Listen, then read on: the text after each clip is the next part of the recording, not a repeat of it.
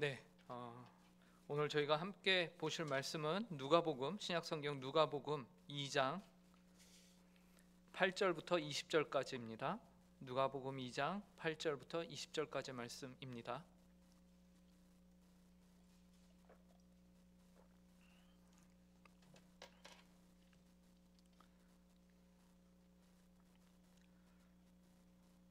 네, 오늘 본문을 저희가 한 절씩 교독하도록 하겠습니다.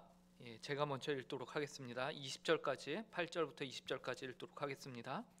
그 지역의 목자들이 밤에 밖에서 자기 양떼를 지키더니 주의 사자가 곁에 서고 주의 영광이 그들을 두루 비추매 크게 무서워하는지라.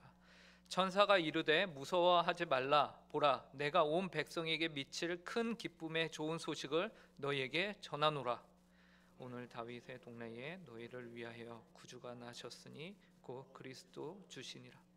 너희가 가서 강보에 쌓여 구유에 뉘어 있는 아기를 보리니 이것이 너희에게 표적이니라 하더니 오련히 수많은 천군이 그 천사들과 함께 하나님을 찬송하여 이르되 지극히 높은 곳에서는 하나님께 영광이요 땅에서는 하나님이 기뻐하신 사람들 중에 평화로다 하니라.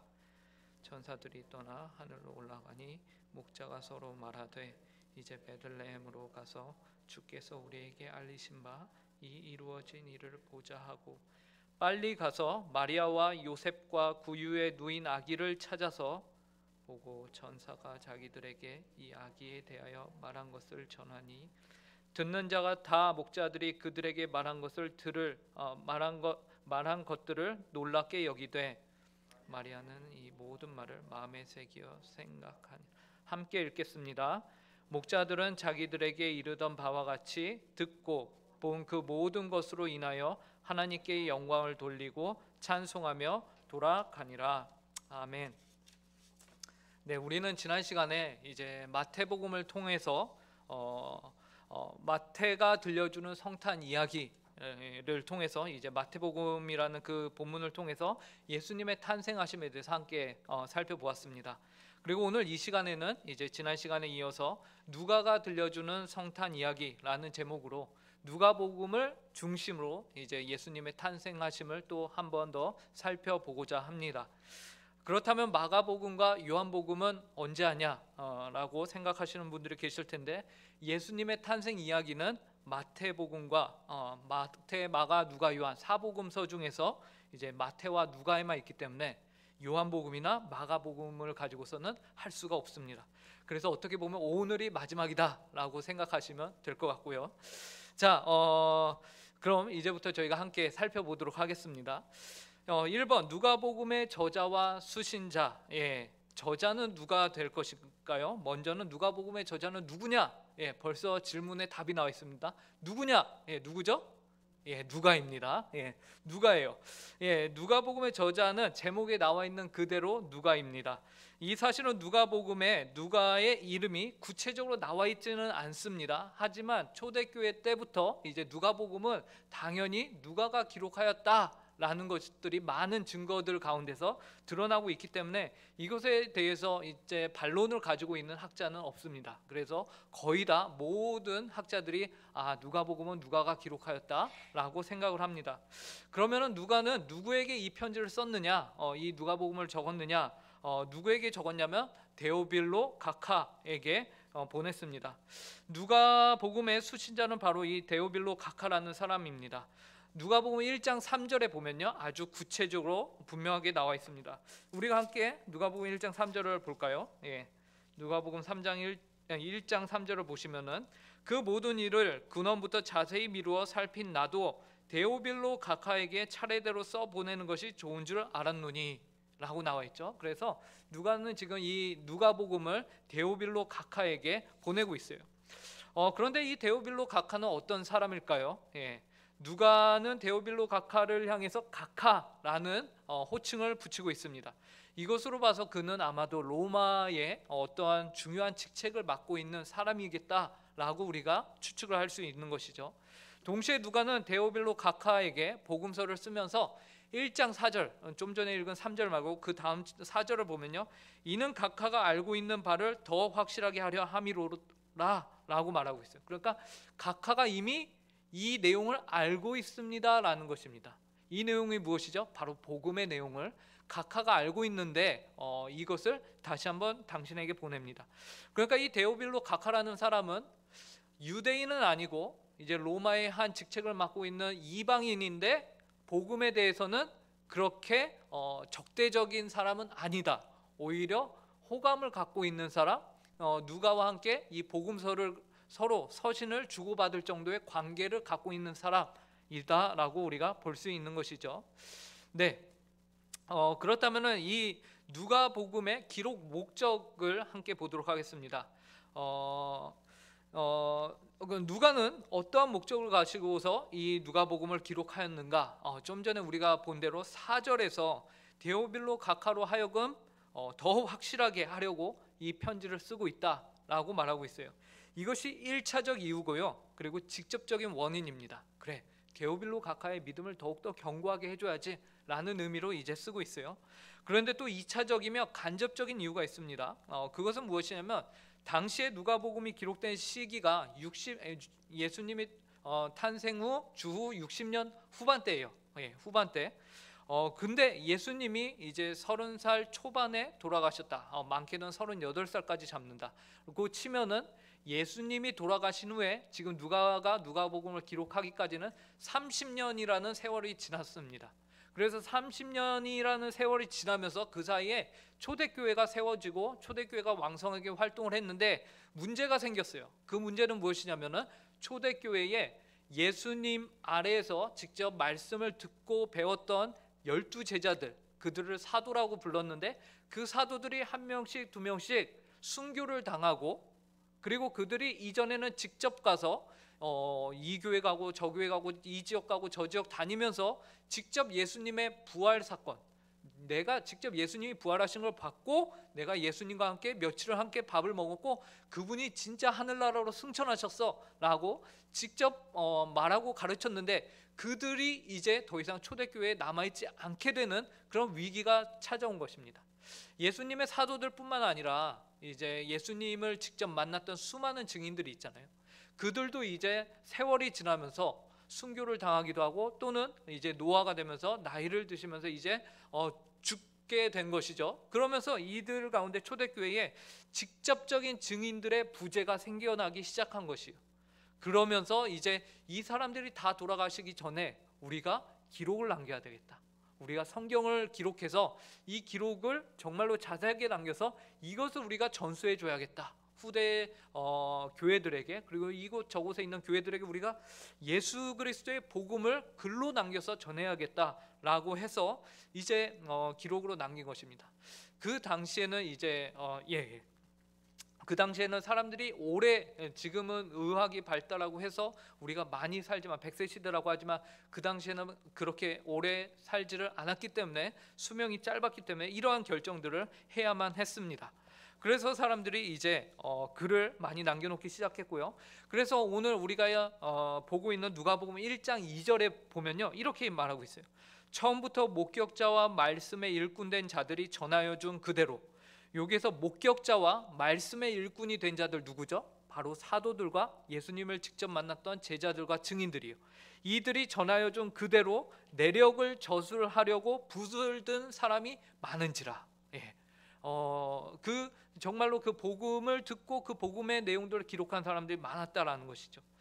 그렇다면 이렇게 누가가 기록을 남기는 그 내용, 누가도 이 중에 한 명인 거예요. 그러니까 복음을 직접 예수님의 제자도 아니었고 예수님을 직접 만나지도 않았지만 복음을 듣고 그것이 믿어졌고 그것으로 인해 예수님을 믿게 된 누가는 이제 똑같이 붓을 들어서 기록을 하고 있는데, 그 내용이 무엇이냐?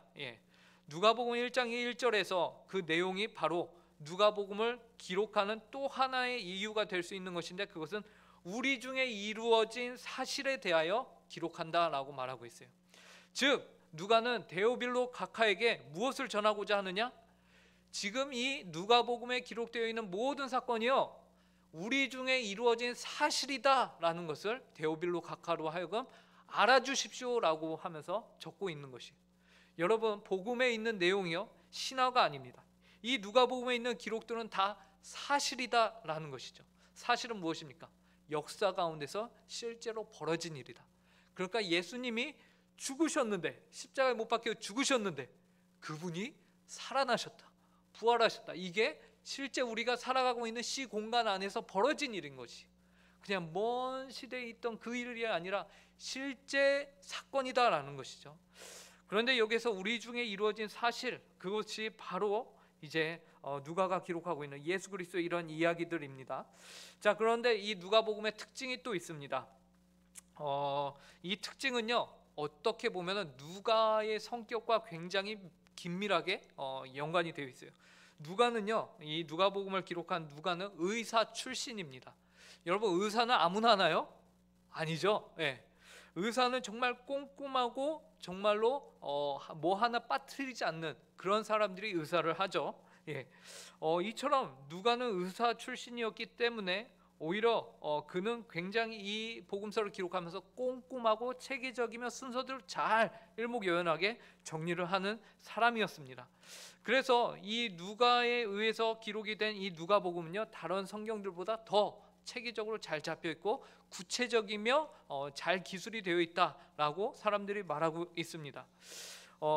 그래서 3절을 보시면 다음과 같은 특징들을 우리가 보는데, 근원부터, 그리고 자세히 미루어 살핀, 그 다음에 차례대로 누가는 이 누가복음을 기록하였다라고 말하고 있죠.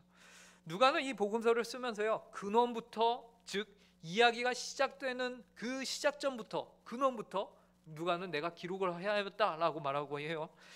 그래서 우리가 이제 보시면 아시겠지만 그 근원이 어디냐면요, 예수님의 탄생이 아니에요. 예수님의 탄생을 예고하는, 심지어 예수님의 탄생을 예고하는 것이 아니라 예수님의 오실 길을 예비하는 세례 요한의 탄생을 예고하는, 그러니까 굉장히 예수님의 탄생보다 굉장히 앞에로 가서 거기서부터 기록을 하고 있어요. 그렇기 때문에 정말로 근원부터 기록하였구나라는 것을 우리가 볼 수 있고요. 그리고 누가는 그것을 쓰기까지 또 자신이 자세히 미루어 살폈다라고 말합니다. 이것은 급하게 대충 급해갖고 쫓겨갖고 막 길어 조사해갖고 막 알아보고 대충 적어갖고 낸 게 아니라 시간을 충분히 갖고 오랜 시간 동안 내가 자세히 그리고 자세히 보기 위해서 내가 미루고 살폈다라고 말하고 있는 것이에요. 그러니까 이 누가복음은요, 누가가 심혈을 기울여서 한 것입니다. 그리고 자세히 미루어 살핀 이후에 그것들을 차례대로 기록하였다라고 해요. 그래서 강의 한 1페이지 아래에 보시면요, 표가 하나 있습니다. 이 표는 누가복음 1장에 있는 순서들을 딱 정리해 놓은 것인데요. 거기에 보면은 이렇게 나와 있죠. 그 내용을 보시면 처음에는 인사말이 나오고, 여기가 데오빌로 가카에게 내가 인사한다 쓴다라는 내용이고, 그 다음에 세례 요한의 출생 예고, 그 다음에 이제 26절부터 38절에서는 예수님의 출생 예고. 세례 요한은 우리가 보통 뭐라고 합니까? 예수님의 길을 예비하는 자라고 하죠. 그렇기 때문에 여기서도 먼저 나온 거예요. 출생 예고도 세례 요한이 먼저 나오고 그 다음에 예수님이 나와요. 그 다음에 39절부터 45절에서는 마리아의 엘리사벳 방문, 그 다음에 46절부터 56절에는 마리아의 창가, 마리아가 엘리사벳을 방문하고 거기서 확신을 얻고 그 다음에 거기서 하나님의 영을 받아 성령이 충만하여서 창가를 외치거든요. 그 다음에 57절부터 66절에는 드디어 세례 요한이 출생하고, 그 다음에 누가 세례 요한의 출생 다음에 그의 아버지가 입이 그때 빡 뚫립니다. 그러면서 이제 사가랴가 거기서 예언을 하고요. 그 다음에 2장으로 가면서 드디어 예수 그리스도가 어떻게 될까요? 탄생하게 됩니다. 그래서요, 이 순서대로 쭉 표를 보시면 될 것 같습니다. 자, 누가복음 1장은 간략하게 이렇게 구성이 되어 있고요. 그래서 1장은 예수님의 탄생 이전의 이야기들로서 순서대로 자세하게 누가가 기록을 해놨어요. 그래서 그 내용들을 저희가 이제 살펴보면요, 먼저 세례 요한의 출생을 예고하고 있습니다. 5절부터 25절에 그렇게 기록이 되어 있는데요, 많은 사람들이 왜 예수님의 출생 예고도 아니고 세례 요한의 출생 예고까지 굳이 기록하였을까? 아까도 얘기했죠.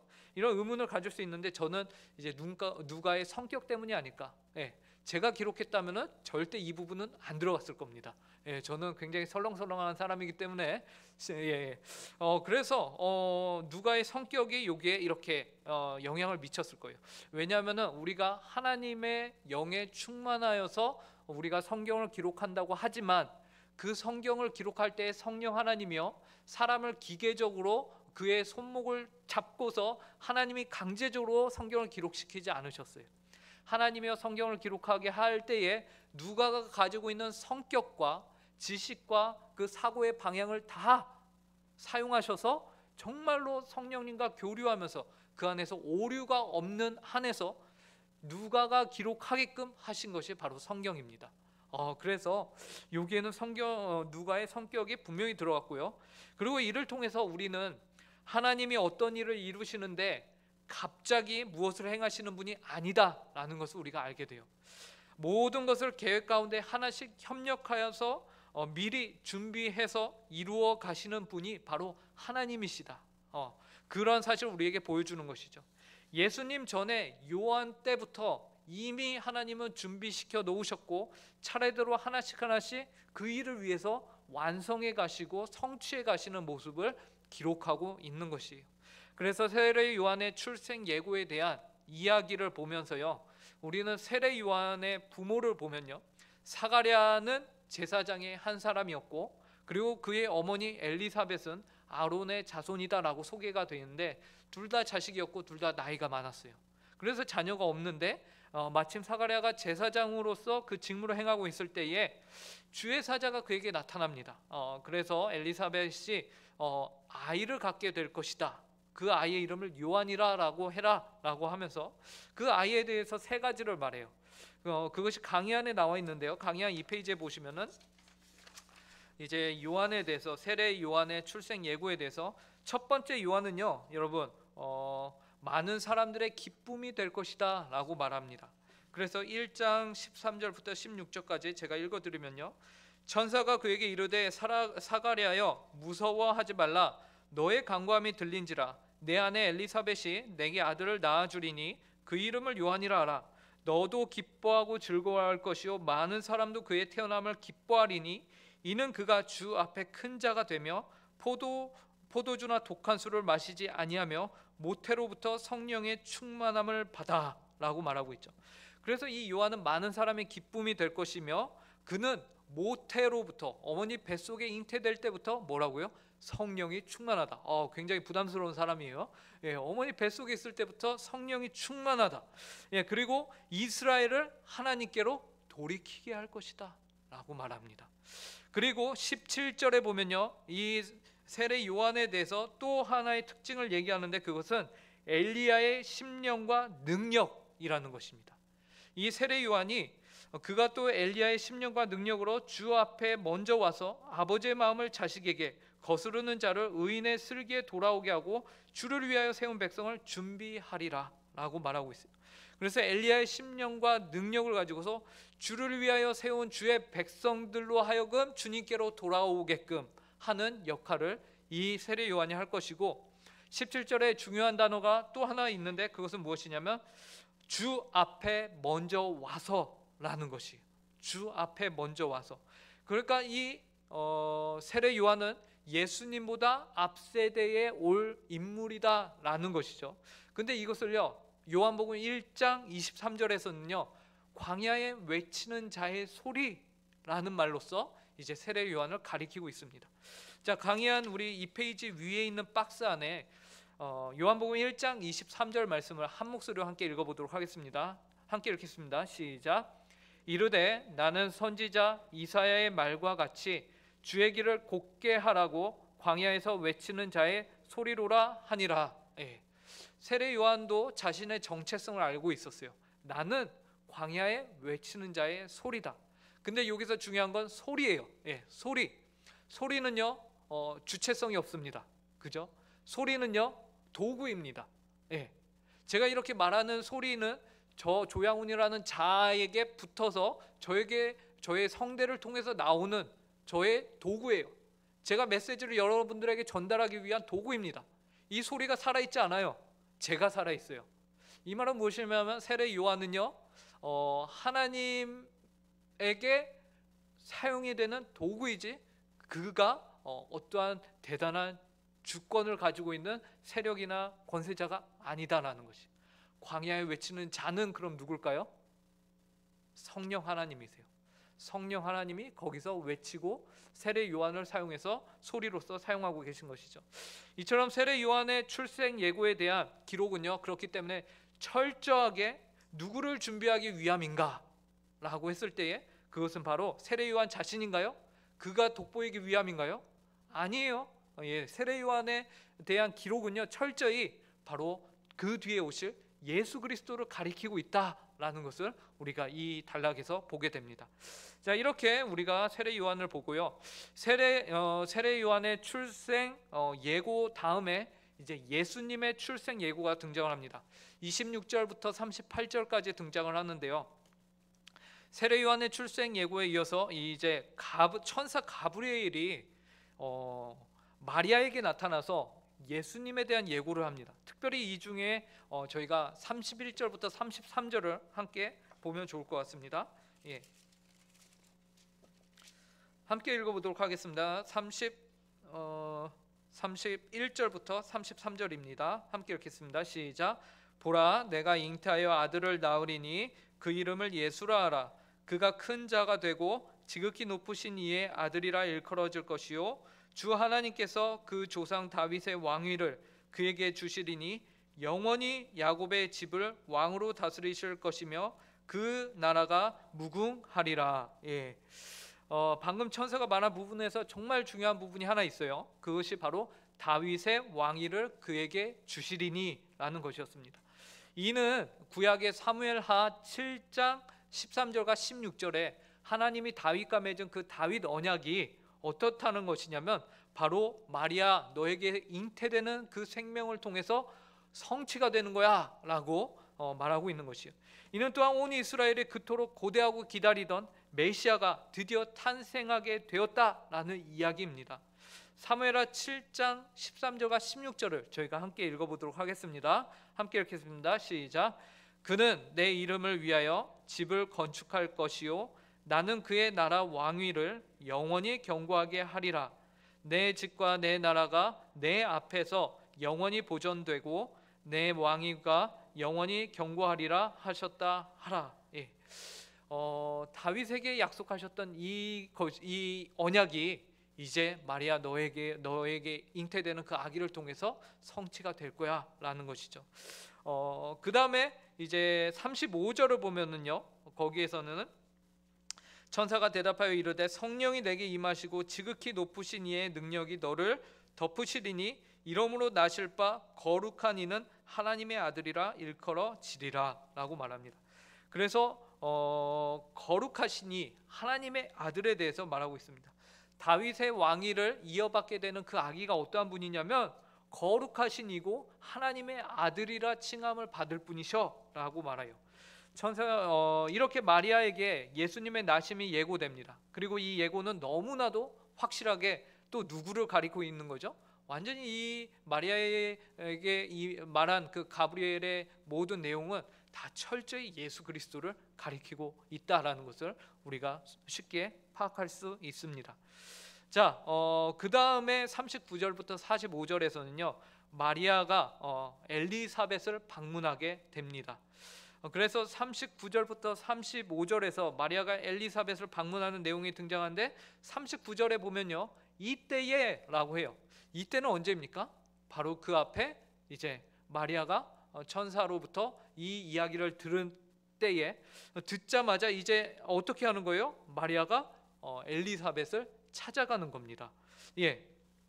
그래서 엘리사벳을 그 문지방을 딱 지나자마자 놀라운 일이 벌어지죠. 어떤 일이 벌어지냐면 엘리사벳의 태 속에 이제 아기가 6개월이 된 세례 요한이 6개월이 되는데 그 아이가 막 발버둥을 치고 막 움직이기 시작하는 것이에요. 그래서 41절과 44절 저희가 함께 한번 찾아서 읽어보도록 하겠습니다. 41절 함께 읽겠습니다. 시작. 엘리사벳이 마리아가 문안함을 들음에 아이가 복중에서 뛰노는지라 엘리사벳이 성령의 충만함을 받아. 예. 그리고 44절도 함께 보겠습니다. 시작. 보라, 내 문안하는 소리가 내 귀에 들릴 때에 아이가 내 복중에서 기쁨으로 뛰놀았도다. 예, 마리아의 엘리사벳 방문에서도요.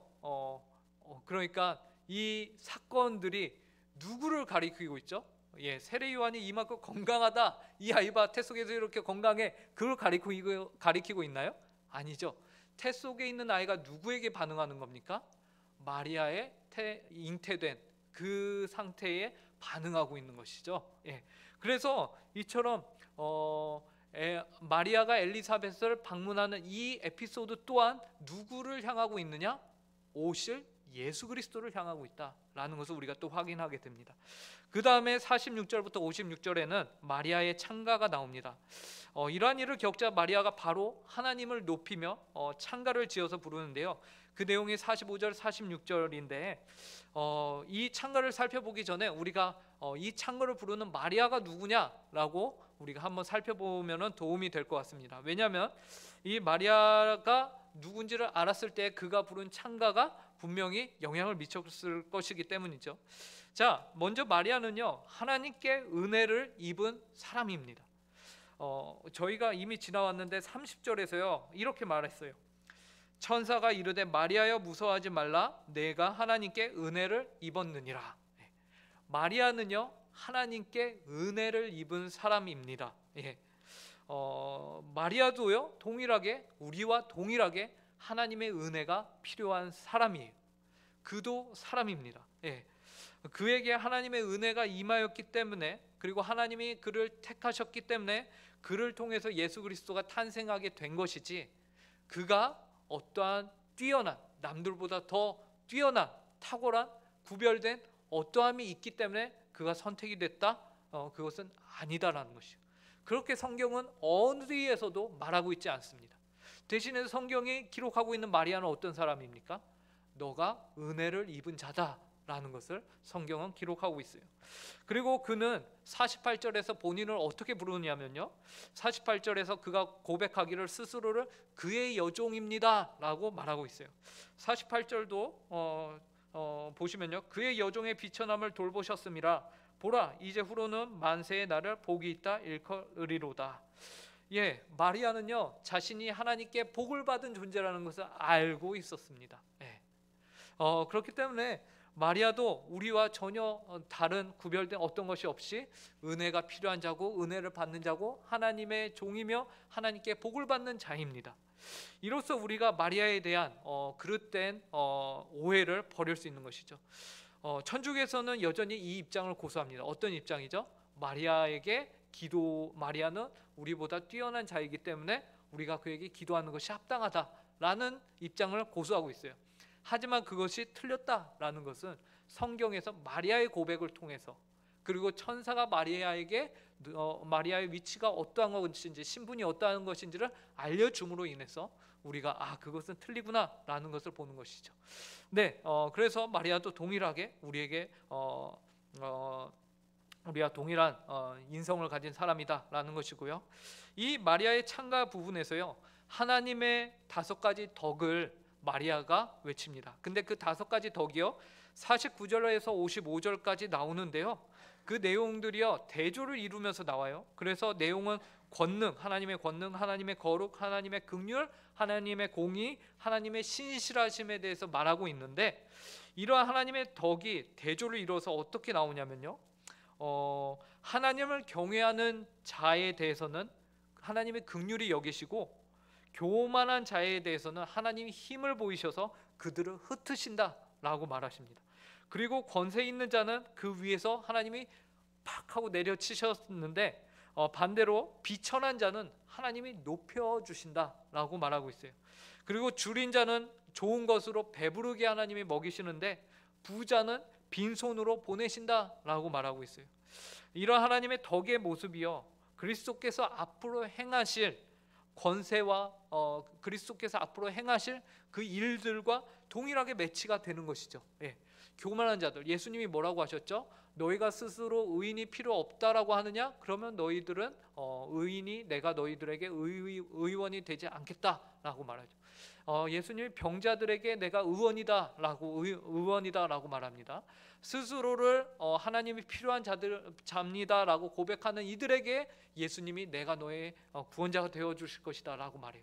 오히려 나는 의롭다, 나는 율법도 지키고 모든 것을 다 이루어냈다 라고 하는 이들에게는 예수님이 그러냐? 그러면은 나는 너희와 상관이 없다 라고 말씀하시죠.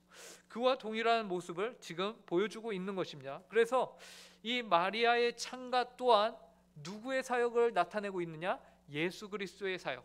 하나님의 5가지 덕은 예수 그리스도께서 이 땅 가운데서 오셔서 이루실 일들, 즉 하나님의 권능과 거룩과 긍휼과 공의, 신실하심이 여기에서 그대로 드러나고 있는 것이에요. 그래서 마리아의 창가 또한 예수 그리스도를 겨냥하고 있다라는 것을 우리가 또 보고요.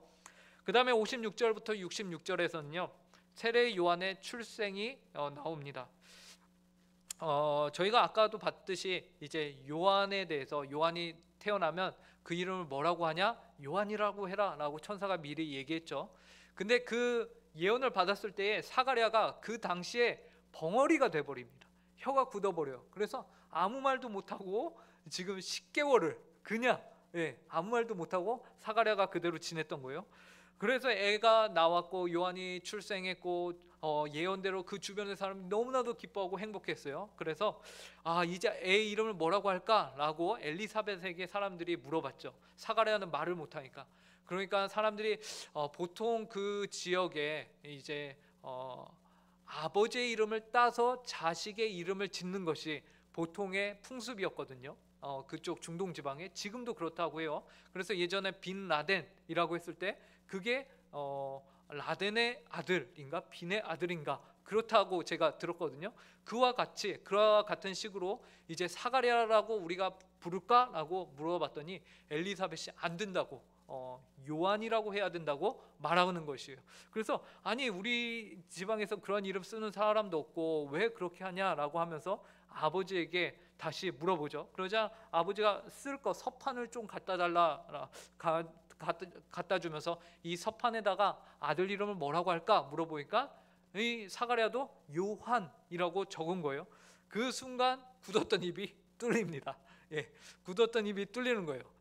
여기서 우리가 보게 되는 것은 이 세례 요한의 이름이 반드시 요한으로만 되어야 하는 것, 그 이유는 무엇이죠? 이미 앞에서 봤듯이 그가 예수 그리스도의 길을 예비하는 자로서, 그래서 하나님의 계획하심이 결코 사람의 의지나 어떠함에 의해서 변화되거나 바뀌지 않고 반드시 성취가 된다라는 것을 우리에게 보여줍니다.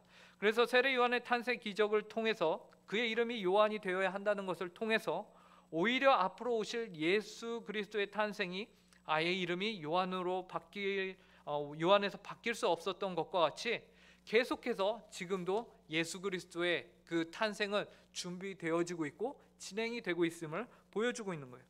즉 요한의 탄생 자체가 앞으로 오실 예수 그리스도의 탄생을 위한 준비적 단계라는 것이죠. 그리고 입이 뚫린 사가랴가 드디어 예언을 또 하기 시작합니다. 67절부터 80절까지 사가랴의 예언이 등장합니다. 요한을 낳고 입이 뚫린 사가랴는 76절과 77절에서 이렇게 말합니다. 이 아이여, 네가 지극히 높으신 이의 선지자라 일컬음을 받고 주 앞에 앞서가서 그 길을 준비하여 주의 백성에게 그 죄 사함으로 말미암아 구원을 알게 하리니. 그 아버지가 요한에게 요한이 앞으로 살아가야 할 그 길에 대해서, 그 책무에 대해서 말해주고 있는 것이죠. 그래서 여기서 또한 무엇이 등장을 하냐? 요한의 그 직무는 철저히 앞으로 오실 예수 그리스도를 준비하는 직분이다라는 것을 보여줍니다. 그리고 마지막 80절에서 의미심장한 이야기가 나옵니다. 80절에서 이렇게 말하거든요. 아이가 자라며 심령이 강하여지며 이스라엘에게 나타나는 날까지 빈들에 있으니라. 다시 한번 요한복음 1장 23절 무엇이었죠? 광야에 외치는 자의 소리로서 세례 요한이 이미 예수님이 오시는 날까지 그곳에서 그 직분을 지키고 있었다 있다라는 것이죠. 여기까지 우리가 누가복음 1장을 이렇게 살펴봤는데요. 신기한 것은 이 모든 사건들이 순서대로 아주 일목요연하게, 그죠? 순서대로 정말 일목요연하게 딱딱딱딱 기록이 되어 있습니다. 이것은 정말 누가가 기록한 것이 확실한 것 같아요. 이렇게 꼼꼼한 사람이. 그런데 그 사건들마다 모두 누구를 가리키고 있는 것 같은 인상을 우리가 받게 되느냐? 인상이 아니라 누구를 가리키고 있는지 우리가 확신하게 되느냐? 예수 그리스도를 가리키고 있다라는 것입니다. 그래서 누가복음 1장은요, 조금씩 우리가 이건가 이거다 그래 이거구나 라고 점점 확신을 가져가게끔 우리를 이끌어갑니다. 어디로 이끌어갈까요? 누가복음 2장으로 이끌어갑니다. 누가복음 2장에 무엇이 등장을 하냐면 바로 예수 그리스도의 탄생이 등장을 하거든요. 그래서 1장은 예수 그리스도의 탄생이 있기 위한 준비장으로서 하나씩 준비되어져 가는 것이에요. 그리스도의 탄생 사건이, 왜냐하면 누가가 볼 때에 1장 1절에 기록한 대로 우리 중에 이루어진 사실, 진짜 사실이기 때문에 내가 근원부터 자세히 미루어 천천히 이것을 꼼꼼히 기록한다라고 말하고 있는 것입니다. 그러니까 예수 그리스도의 탄생, 하나님이 인간이 되신 이 사건이 진짜다라는 것을 말하고 있는 것이고, 이제 나중에 성경 뒤로 가서 누가복음이 끝날 때는 또 무엇입니까? 예수 그리스도의 죽으심과 부활이 우리 가운데 일어난 진짜 사실이다라는 것을 누가가 기록을 하고 있는 것입니다. 자, 그러면은 이제 누가복음 2장으로 들어가 보겠습니다. 누가복음 2장은 1장처럼 많지 않습니다. 그래서 너무 힘들지 않을 예정이니까 좀만 더 힘을 내면 좋을 것 같습니다. 자, 누가복음 2장에서는 1장에서 그 많던 준비의 과정들이 지나 드디어 예수 그리스도가 탄생을 하시게 되는데요. 먼저 누가는 1절에서 세상 역사의 진정한 주관자가 누구인가에 대해서 말합니다. 1절을 한번 읽어보도록 하겠습니다. 2장 1절을 한 목소리로 읽겠습니다. 시작. 그때 가이사 아우구스도가 영을 내려 천하로 다 호적하라 하였으니. 1절을 보면요, 세상의 주관자가 등장합니다. 누구죠? 가이사 아구스도. 지금 이스라엘뿐만 아니라 로마라는 전 지역을 다스리고 통치하는 이 사람의 한마디, 그것은 무엇이죠? 너희들 고향으로 가서 호적을 기록하여라, 등록하여라 라는 이 호구조사의 한마디가 떨어지자 모두가 움직이기 시작합니다. 실로 위대한 권세자입니다. 그런데 사실 눈에 보이는 이러한 세상 역사 권세자들 뒤에는요, 여러분, 눈에 보이지 않는 진짜 세상 권세자이신 하나님의 역사가 이루어지고 있다라는 사실을 우리가 기억해야 합니다. 눈에 보일 때는요, 우리가 이제 선거 기간도 다가오고 하죠. 그래서 눈에 보이는 이러한 역사가 흘러가고 있습니다. 그런데 그 이면에는요, 하나님의 나라의 역사가, 그리고 그 역사는 이 세상의 역사보다 진짜 역사거든요. 왜냐하면 세상의 시작과 끝을 결정하는 역사이기 때문에 그 역사가요, 진행이 동시에 되고 있다라는 것이에요. 우리 눈에 보이는 이런 세상 역사 속에 숨겨진 하나님의 나라의 역사가 진짜 역사입니다. 바로 예수 그리스도로 시작하는 나라, 하나님의 나라인 것이죠. 그 나라는 이 세상의 모든 권세보다 크신 하나님의 권능의 왕국이고요, 은혜의 왕국입니다. 이게 무슨 말이냐면요, 세상의 주관자 아우구스도가 자신의 힘과 권세로 인구조사를 일으켰다고 생각하지만 사실 이 인구조사를 허락하신 분은 하나님이세요. 하나님이 허락하지 않으시면 이 역사는 일어날 수 없었습니다. 하나님은 왜 허락을 하셨냐? 왜 허락을 하셨을까요? 이 인구조사로 인해서 중요한 두 명의 등장인물이 움직이게 됩니다. 누구냐면 바로 요셉과 마리아예요. 예수 그리스도의 아버지, 부모님들이 움직이게 돼요. 이 당시는 오늘날처럼 생활의 범위가 넓지 않았어요. 자동차나 기차나 비행기가 있는 것이 아니기 때문에 웬만한 사람들이 유목민이 아니고서는 자신이 태어난 그 지역을 벗어나지 않고 그곳에서 생활권을 갖다가 그곳에서 생을 마감합니다. 그런데요, 이 호구 조사를 통해서 저 갈릴리 나사렛에 살고 있던 부부가 움직여야만 됐던 거예요. 어디로 움직일까요? 어디로 움직이냐면 바로 베들레헴이라는 다윗의 동네로 이들이 움직이게 된 것입니다. 근데 이들이 움직임으로 인해서 어떤 일이 벌어지냐면요, 마침 이들이 움직인 그때에 마리아가 출산을 하게 되는 것이죠. 그래서 예수 그리스도가 갈릴리 나사렛에서 원래는 태어났어야 할 사람이 어디서 태어나게 되냐면 베들레헴에서 태어나게 됩니다. 거기는 다윗의 동네라는 지역이에요. 근데 그 지역에서 태어난 것이 뭐가 대수냐라고 우리가 생각할 수 있겠는데, 미가서 5장 2절에 이렇게 기록을 하고 있습니다. 여러분, 미가서 5장 2절을 저희가 함께 읽어보겠습니다. 교환 3페이지 아래에 있습니다. 박스 안에 있는 말씀 같이 읽겠습니다. 시작. 베들레헴 에브라다야, 너는 유다 족속 중에 작을지라도 이스라엘을 다스릴 자가 내게서 내게로 나올 것이라. 그의 근본은 상고의 영원에 있느니라. 이 말씀은 무슨 말이냐면요, 메시아는 반드시 베들레헴에서 태어나야 한다라는 것입니다. 그래서 하나님이 왜 가이사를 통해서 인구조사를 했는가 따지고 보니까 누구를 움직이기 위함입니까? 요셉과 마리아를. 그들이 그래서 어쩔 수 없이 베들레헴에 가서 누가 태어나게 됐죠?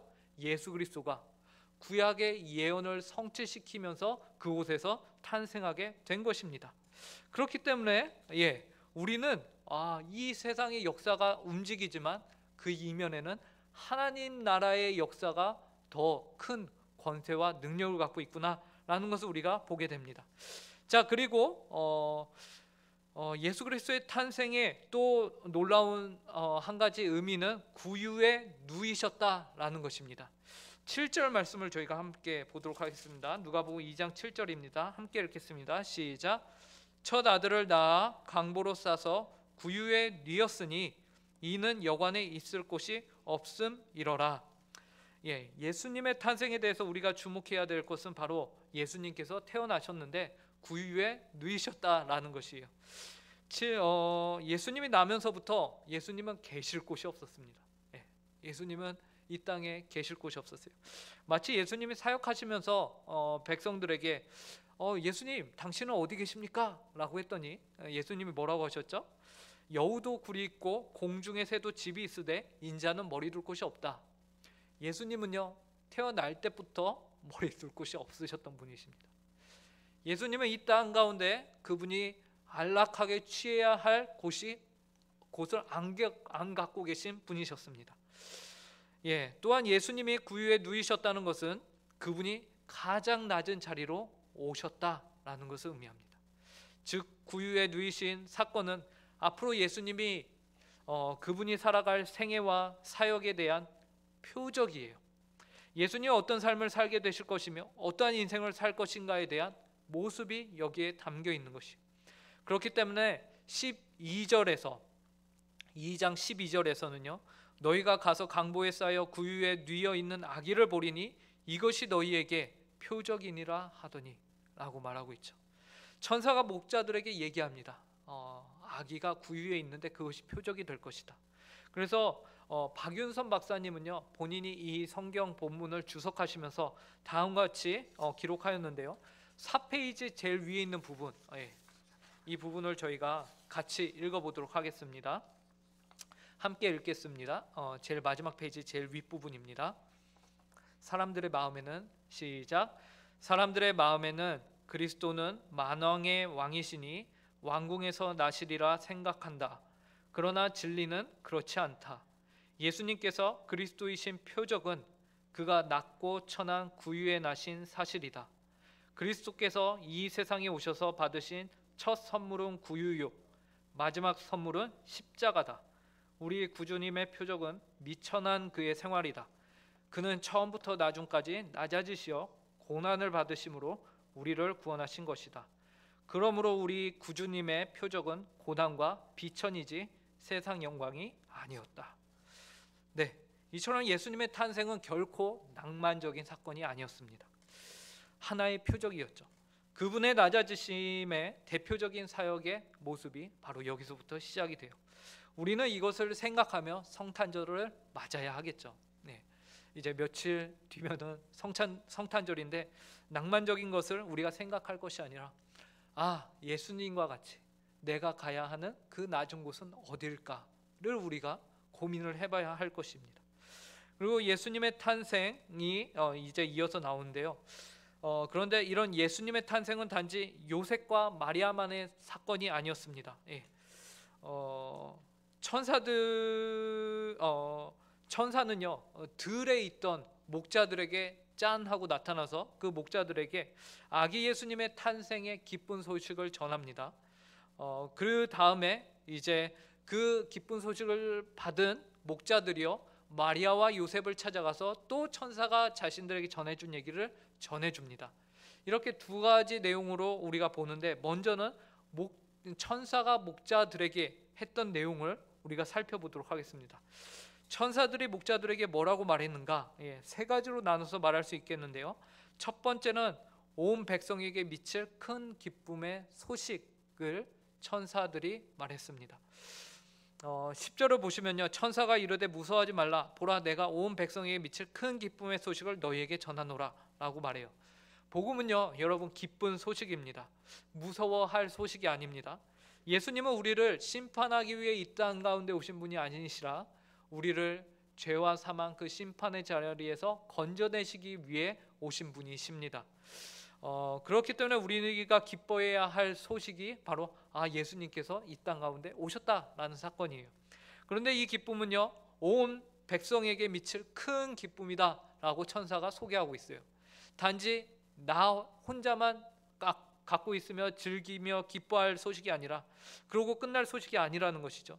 이 큰 기쁨이 이제 온 열방으로 전파되어 오늘 이 먼 동쪽에 있는 이스라엘보다 훨씬 오른쪽에 있던 우리 대한민국까지 이미 왔고, 우리가 또 이 사실을 믿고 있으며 우리 또한 이 기쁜 소식을 전 세계에 함께 기쁨을 누리기 위해서 전해야 한다라는 것입니다.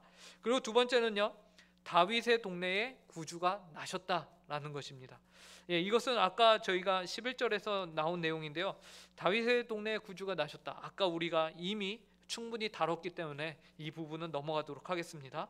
그리고 세 번째 의미는요, 하나님께 영광, 사람들 중에 평화라는 것입니다. 14절 말씀을 저희가 함께 읽어볼까요? 2장 14절입니다. 함께 읽겠습니다. 시작. 지극히 높은 곳에서는 하나님께 영광이요 땅에서는 하나님이 기뻐하신 사람들 중에 평화로다 하니라. 네, 성탄절의 의미는 영광과 평화입니다. 우리가 성탄절에 마땅히 추구해야 하는 것은 쾌락, 즐거움, 유흥이 아닌 하나님께는 영광이요 우리에게는 평화라는 것이에요. 그러니까 하나님께 영광을 돌리며 우리 안에 평화를 누리는 가운데서 우리가 받는 기쁨이지, 우리가 세상적으로 흥청망청하는 그런 기쁨이 아님을 우리가 기억해야 합니다. 이는 아기 예수가 메시아로 오신 날이기 때문에 그 날을 기념하는 날이죠. 정확히는 예수가 메시아로 오신 복음으로 말미암아 우리가 하나님께 영광을 돌릴 수 있는 존재가 되었다. 이전에는 내가 그런 존재가 아니었는데 이제 그래서 내 안에 평화가 임했다. 그래서 우리가 하나님 앞에서 기뻐하는 것이죠. 이러한 일들을 우리가 성탄절에 추구해야 합니다. 여기까지 이제 천사들이 목자들에게 전한 성탄절의 의미예요. 그리고 이제 목자들이 마리아와 요셉에게 전한 성탄절의 메시지를 보면요, 15절부터 20절까지인데요. 먼저는 목자들을 중심으로 보면 이들이 취한 행동이 세 가지가 있습니다. 무엇이냐면 이들이 천사에게 듣고 이제 급하게 누굴 찾아갔죠? 마리아와 요셉을 찾아갔다라는 것이에요. 목자들은요 16절에 보니까 천사들의 말을 들은 이후에 지체함 없이 빨리 마리아와 요셉에게 갔다라고 말하고 있어요. 그죠? 목자들이 이렇게 빨리 간 이유가 무엇일까요? 그것은 그들이 들은 이 기쁨의 소식이 주체할 수 없는 겁니다. 이것을 자신이 이렇게 가만히 싸매고 있을 수 없을 정도로 너무나도 기쁜 소식이었던 것이에요. 그래서 복음에는요 즉각적인 반응이 나온다라는 것이에요. 그것이 기쁨으로 드러납니다.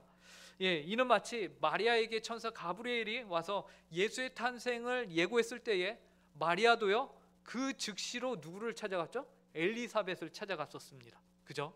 그와 같이 똑같이 반응하는 것입니다. 복음에는 즉각적으로 반응케 하는 능력이 있습니다. 그리고 두 번째는 천사가 말한 것을 전하였습니다.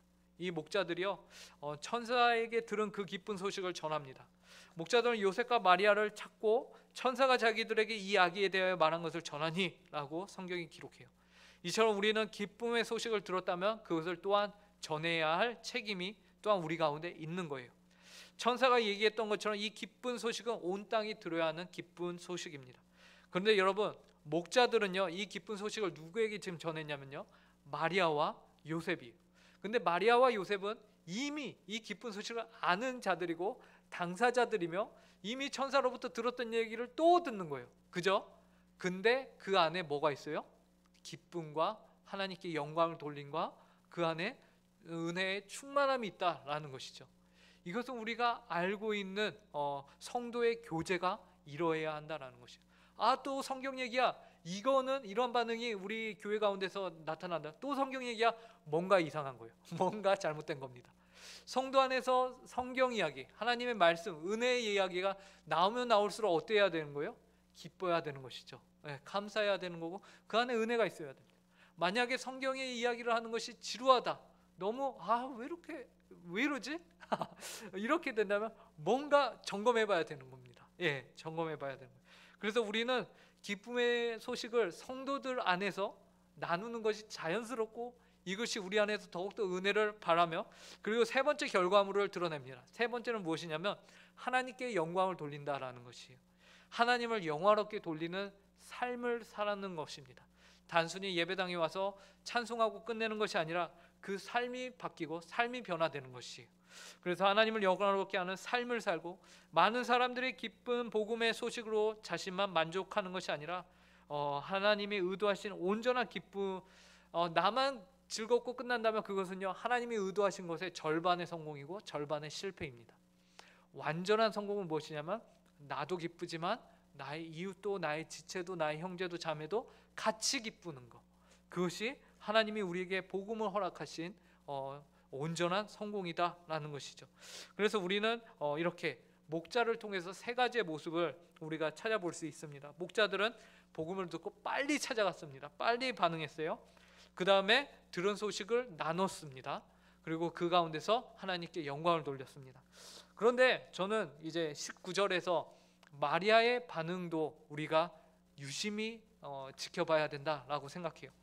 자, 19절 함께 읽어보도록 하겠습니다. 함께 읽겠습니다. 시작.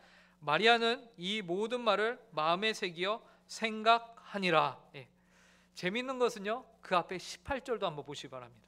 18절에 보면요 듣는 자가 다 목자들이 그들에게 말한 것들을 놀랍게 여기되 라는 것이죠. 여러분, 목자들에게 말을 들은 사람은 마리아만이 아니었습니다. 여기 보니까 몇 명인지 모르겠지만 듣는 자들이 있었어요.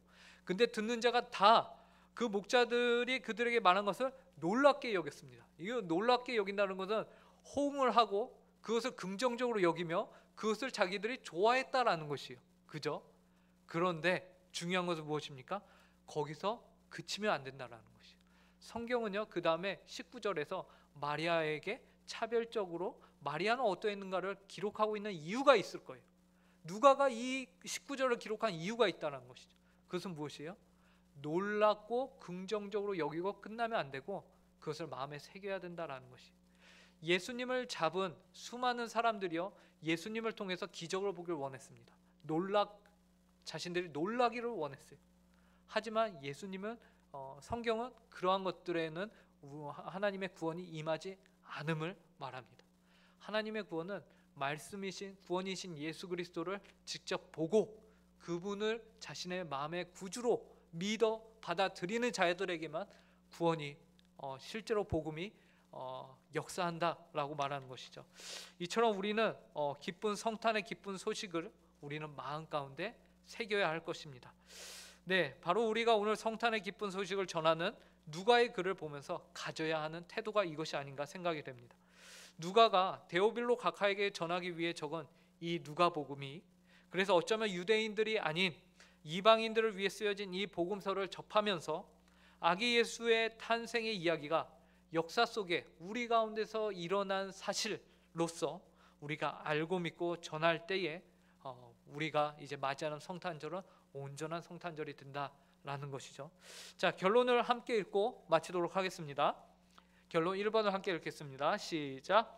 누가복음의 예수님 탄생 기록은 우리에게 진짜 세상의 역사는 바로 그리스도를 통하여 이 땅에 펼쳐진 하나님의 역사라는 사실을 알려준다. 2번, 아기 예수님의 탄생 소식을 역사적으로 믿는 성도는 그의 탄생의 사실과 그분의 삶과 죽음, 부활의 복음을 놀랍게 여기는 것에 그치지 말고 제가 마지막에 수정을 하고 저 혼자 수정을 했네요. 자, 다시 2번 읽겠습니다. 함께 읽겠습니다. 시작. 아기 예수님의 탄생 소식을 역사적으로 믿는 성도는 그분의 탄생이 갖는 의미를 깊이 마음에 새겨 그분과 같이 자리로 섬기며 성탄의 기쁜 소식을 전해야 한다. 맞군요. 네,